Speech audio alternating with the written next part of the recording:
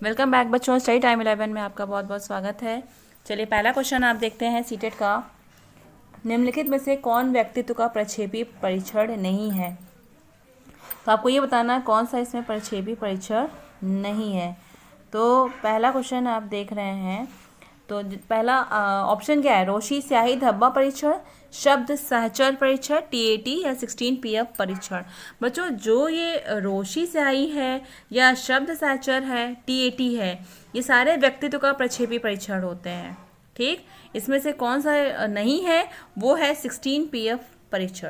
यानी कि 16 पीएफ परीक्षण जो होता है वो व्यक्तित्व का प्रक्षेपी परीक्षण नहीं होता है। चलिए आगे क्वेश्चन देखिए। आवश्यकता का पदानुक्रम सिद्धांत किसके द्वारा प्रतिपादित किया गया था? तो बच्चों, आवश्यकता का पदानुक्रम सिद्धांत जो है वो मैस्लो ने प्रतिपादित किया था, मैस्लो ने दिया था, इसलिए आंसर आपका 2 सही हो जाएगा। निम्नलिखित में से किसको मुख्य या अधिकारी ग्रंथि कहते हैं? तो मुख्य यानी कि मास्टर ग्लैंड, तो थायराइड ग्रंथि है या अंतःस्रावी है या एड्रिनल है या पीयूष ग्रंथि है? बच्चों, इसमें सही ऑप्शन है पीयूष ग्रंथि, क्योंकि पीयूष ग्रंथि को मास्टर ग्लैंड कहा जाता है। ये सारे ग्लैंड्स को, यानी कि थायराइड ग्रंथि को, एड्रिनल ग्रंथि को, अंतःस्रावी ग्रंथि के, इन सब के कार्यों को नियंत्रित करती है। इनके कार्यों पर अपना नियंत्रण रखती है, इसलिए इसे मुख्य ग्रंथि या मास्टर ग्लैंड कहा जाता है। चलिए आगे देखते हैं कि किसने सामूहिक अचेतन का समप्रत्यय दिया था। सामूहिक अचेतन का समप्रत्यय देने वाला मनोवैज्ञानिक युंग था। कौन था? युंग थे। चलिए, अंगूर खट्टे हैं का उदाहरण किसने दिया है? अब आपको ये बताना है कि अंगूर खट्टे हैं का उदाहरण किसका है? दमन, प्रतिगमन, यौक्तिकरण या फिर प्रतिक्रिया निर्माण। अंगूर खट्टे हैं, चलिए बताइए। इसका सही आंसर होगा यौक्तिकीकरण। ठीक, इसका सही आंसर होगा यौक्तिकरण का उदाहरण है। चलिए आगे देखते हैं। अधिगम का क्रिया प्रसूत अनुबंधन सिद्धांत किसके द्वारा दिया गया है? अधिगम का क्रिया प्रसूत, देखिए आपके पास 4 वैज्ञानिकों के नाम दिए गए हैं। पावलोव थे या थॉर्नडाइक थे, टॉलमैन थे या फिर स्किनर थे। बच्चों, अधिगम का क्रिया प्रसूत अनुबंधन सिद्धांत स्किनर द्वारा दिया गया था। किसके द्वारा? स्किनर द्वारा। यह सिद्धांत साधनात्मक अनुबंधन पर आधारित है, जिसमें प्रयोज्य के सीखने के व्यवहार का अध्ययन सक्रिय रूप से किया जाता है। ठीक है, चलिए आगे क्वेश्चन देखिए। औसत बुद्धि वाले बालकों की बुद्धि लब्धि, क्या पूछा गया है यहाँ पर? बुद्धि लब्धि यानी कि आईक्यू किसके बीच में होगी? ठीक है, औसत बुद्धि। तो औसत बुद्धि की जो बुद्धि लब्धि होती है वो 90 to 109 के बराबर होती है, यानी कि 90 से 109 के बीच में होना चाहिए। आगे देखो, निम्नलिखित मापन के स्तरों में सबसे अच्छा कौन है? सबसे अच्छा मापन किसका माना जाता है? नामिक, अनुपात, क्रमिक या फिर अंतराल? बच्चों, मापन के सभी स्तरों में अनुपात को सबसे बेहतर माना जाता है। किसको माना जाता है? अनुपात को। तो हमारा आंसर क्या हो जाएगा? सेकंड ऑप्शन, अनुपात। आगे देखते हैं। पियाजे के संज्ञानात्मक विकास सिद्धांत में अमूर्त तर्क एवं परिपक्व नैतिक चिंतन किस अवस्था की विशेषता है? संवेदनात्मक गामक अवस्था, पूर्व संक्रियावस्था, औपचारिक संक्रियावस्था या मूर्त संक्रियावस्था? पियाजे की बात कर रहे हैं यहाँ पर हम। तो बच्चों, अमूर्त तर्क और नैतिक चिंतन ये सब किसने दिया था? पियाजे ने दिया था। ठीक, पियाजे द्वारा प्रतिपादित संज्ञानात्मक विकास सिद्धांत की चौथी और अंतिम अवस्था है कौन सी? औपचारिक संक्रियावस्था। औपचारिक संक्रियावस्था की ये सारी विशेषताएं होती हैं। ठीक है, तो आपका आंसर क्या हो जाएगा? औपचारिक संक्रियावस्था, थर्ड ऑप्शन। चलिए आगे देखते हैं। जन्मजात व्यक्तित्व गुणों का योगफल है क्या? समानता, निरंतरता, वंशानुक्रम या युयुत्सा? चलिए आंसर दीजिए। जन्मजात की बात हो रही है यहाँ पर। वंशानुक्रम होता है बच्चों। क्या होता है? वंशानुक्रम जन्मजात व्यक्तित्व गुणों का योगफल होता है। चलिए आगे देखते हैं क्वेश्चन। अधिगम स्थानांतरित के वे तत्व द्वितत्व तो सिद्धांत के प्रवर्तक कौन थे? थॉर्नडाइक थे, स्पीयरमैन थे, जड थे या गिलफोर्ड थे? अधिगम स्थानांतरण की बात हो रही है यहाँ पर। अधिगम स्थानांतरण, चलिए बताइए, अधिगम स्थानांतरण की बात किसने दिया था? द्विकारक तत्व कौन दिया था? हाँ, यहाँ पर द्विकारक सिद्धांत देने वाले कोई और नहीं, स्पीयरमैन थे। कौन था? स्पीयरमैन थे। स्पीयरमैन ने अपने द्विकारक सिद्धांत में बुद्धि की संरचना में मूल रूप से 2 कारक दिए थे। कौन कौन सा? जी फैक्टर और एस फैक्टर। क्या दिया था? जी फैक्टर और एस फैक्टर, यानी कि सामान्य कारक और विशिष्ट कारक दिया था। जी कारक को तर्क और समस्या समाधान करने की क्षमता माना गया है। ठीक, चलिए आगे देखते हैं। सीखी हुई बात को स्मरण रखने या पुनः स्मरण करने की असफलता कहलाती है। बच्चों, ये मोस्ट इंपॉर्टेंट क्वेश्चन है ये, इसको ध्यान से देखिएगा, ये ज़रूर पूछा जाता है। सीखी हुई बात को स्मरण रखने या पुनः स्मरण करने की असफलता क्या कहलाती है? पुनः स्मरण कहलाती है या विस्मृति कहलाती है, संवेदना कहलाती है या स्मृति कहलाती है?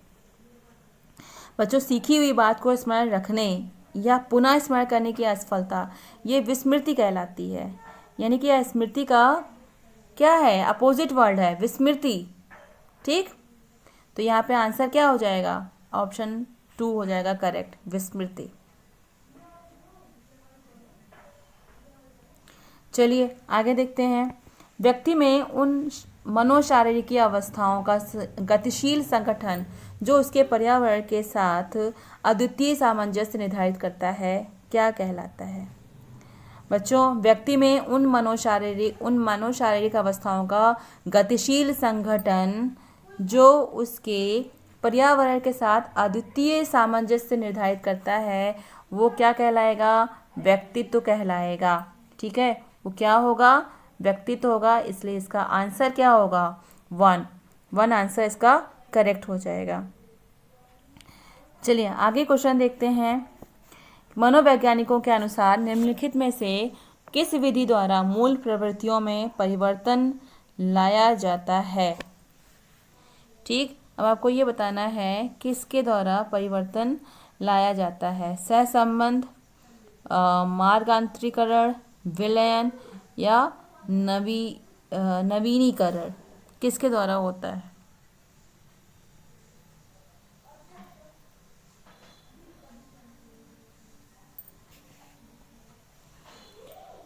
बताइए बच्चों।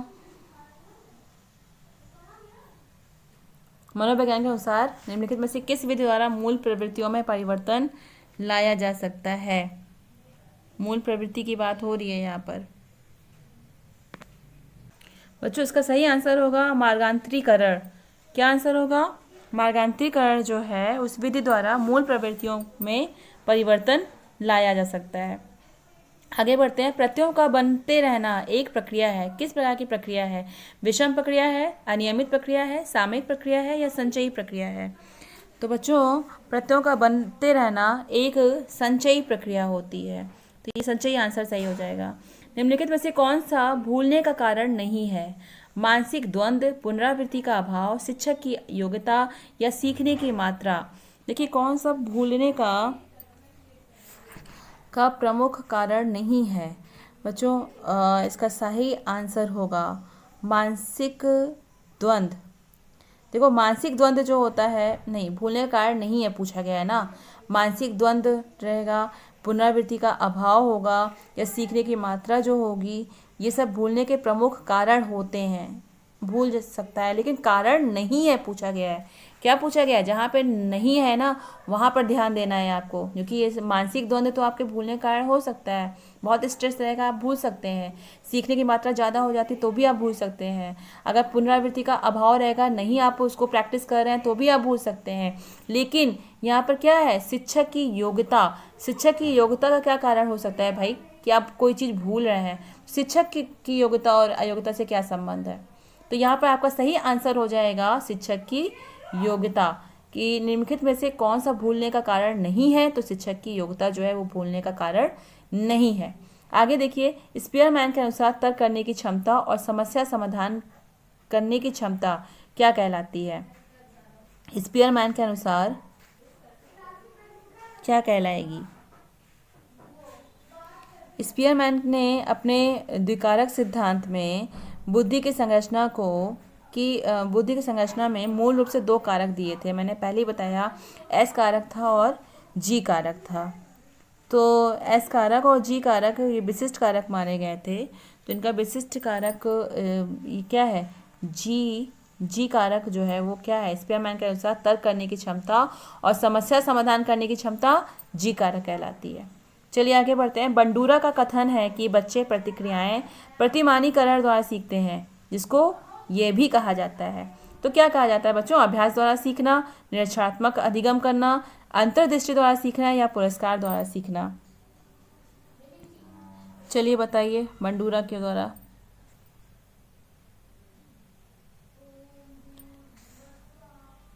इसका सही आंसर होगा निरीक्षणात्मक अधिगम। क्या होगा? निरीक्षणात्मक। बच्चों बंडूरा का क्या कहना था कि बच्चे प्रतिक्रियाएं प्रतिमानीकरण द्वारा सीखते हैं, प्रतिमानीकरण द्वारा सीखते हैं, जिसको हम क्या कहते हैं? निरीक्षणात्मक अधिगम कहते हैं। अधिगम मतलब क्या होता है? लर्निंग, जिससे हम सीखते हैं कुछ। चलिए आगे देखते हैं। प्राप्तांकों के समूह का वह बिंदु जिसके नीचे समूह के आधे प्राप्तांक और जिसके ऊपर समूह के आधे प्राप्तांक होते हैं, तो ये क्या कहलाता है? कहलाएगा मध्यांक कहलाएगा। चलिए करेक्ट आंसर हो जाएगा थर्ड। आगे देखते हैं। आवृत्ति वितरण को रेखाचित्र द्वारा प्रदर्शित करने की विधियों में से एक विधि है, तो कौन सी विधि है? इसमें सही आंसर होगा स्तंभाकृति विधि। कौन सी विधि? स्तंभाकृति विधि। बच्चों स्तंभाकृति विधि आवृत्ति वितरण को रेखाचित्र द्वारा प्रदर्शित करने की एक प्रमुख विधि होती है। इसमें प्रत्येक वर्गांतर की आवृत्ति को एक आयत के रूप में दर्शाया जाता है। बच्चों अगला क्वेश्चन देखिए। पढ़ाते समय सामान्य कक्षा में अध्यापक का सर्वाधिक ध्यान किस मनोवैज्ञानिक तथ्य पर होना चाहिए? शिक्षण तकनीक पर होना चाहिए, शारीरिक क्षमता पर होना चाहिए, पारिवारिक स्थिति पर होना चाहिए, या व्यक्तिक विभिन्नता पर होनी चाहिए? बच्चों एक सामान्य कक्षा में पढ़ाते समय एक शिक्षक के लिए यह आवश्यक है कि वह व्यक्तित्व विभिन्नता पर ध्यान दें, इसीलिए हमारा करेक्ट ऑप्शन 3 हो जाएगा। मनोविज्ञान ने सर्वप्रथम अपनी आत्मा का परित्याग किया, फिर अपने मन का और फिर अपनी चेतना का। अभी वह एक प्रकार के व्यवहार को संजोए हुए है। यह कथन था, किसका कथन था? किसने कहा था ये चीज कि मनोविज्ञान ने सर्वप्रथम अपनी आत्मा का परित्याग किया, उसके बाद फिर मन का, फिर चेतना का, और फिर अभी वह एक प्रकार के व्यवहार को संजोए हुए। ये कथन था वुडवर्थ का। किसका था? वुडवर्थ का था। तो सही आंसर होगा 3। देखते हैं। मनोलैंगिक विकास में सुप्त अवस्था का वर्ष अंतराल संबंधित है। वर्ष अंतराल पूछा गया है 2 से 5 वर्ष का और 2 से 5 वर्ष का, या फिर 6 से यौवन तक, 18 से 20 वर्ष तक, या 20 से 22 वर्ष तक का। तो इसका सही आंसर होगा मनोलैंगिक विकास में सुप्त अवस्था का वर्ष अंतराल जो होता है 6 से यौवन तक होता है। यानी कि हमारा आंसर क्या होगा?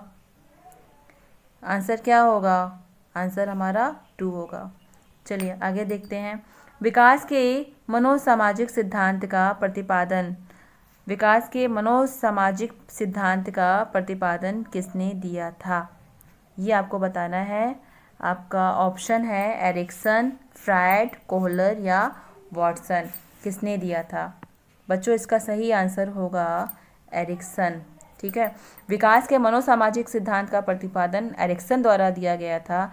इस सिद्धांत में व्यक्तिगत, सामूहिक और सामाजिक विकास को समन्वित किया गया था। चलिए आगे देखते हैं। किसके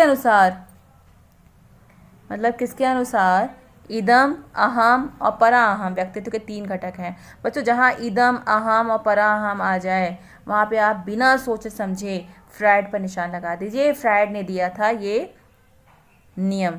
ठीक है, ये घटक जो दिए थे वो किसने दिया था? फ्रायड ने दिया था। अगला देखिए। किस व्यवहारवादी का मानना है कि अन्य व्यवहारों की भांति भाषा भी क्रिया प्रसूत अनुबंधन द्वारा सीखी जाती है? तो बच्चों ये विचार था किसका? स्किनर का। स्किनर का विचार था, स्किनर का मानना था कि अन्य व्यवहारों की भांति भाषा भी क्रिया प्रसूत अनुबंधन द्वारा सीखी जाती है। आगे देखते हैं, निम्न में से कौन केंद्रीय प्रवृत्ति की माप नहीं है? प्रसार, बहुलांक, मध्यमान या मध्यांक। केंद्रीय प्रवृत्ति की माप नहीं है। बच्चों, प्रसार को छोड़ दिया जाए तो सभी जितने भी हैं, बहुलांक, मध्यांक और मध्यमान, ये तीनों क्या है? केंद्रीय प्रवृत्ति की माप है। तो इसका आंसर क्या हो जाएगा? प्रसार। प्रसार जो है केंद्रीय प्रवृत्ति की माप नहीं है, तो राइट आंसर होगा प्रसार। आगे देखते हैं, अधिगम है प्रयत्न व भूल के सिद्धांत का। बच्चों, प्रयत्न और भूल का सिद्धांत कोई और नहीं दिया था। किसने दिया था? ये थॉर्नडाइक ने दिया था। अधिगम में प्रयत्न व भूल के सिद्धांत का प्रतिपादन थॉर्नडाइक द्वारा किया गया था। इस सिद्धांत के अनुसार जब कोई उद्दीपन किसी व्यक्ति के सम्मुख दिया जाता है तो वह उसके प्रति विभिन्न प्रकार की अनुक्रियाएं करता है। इनमें से सही अनुक्रिया का संबंध उद्दीपन के साथ हो जाता है। यही संबंध सीखना होता है। चलिए आगे देखते हैं, किसके अनुसार बालक का विकास आनुवंशिकता और वातावरण का गुणनफल होता है?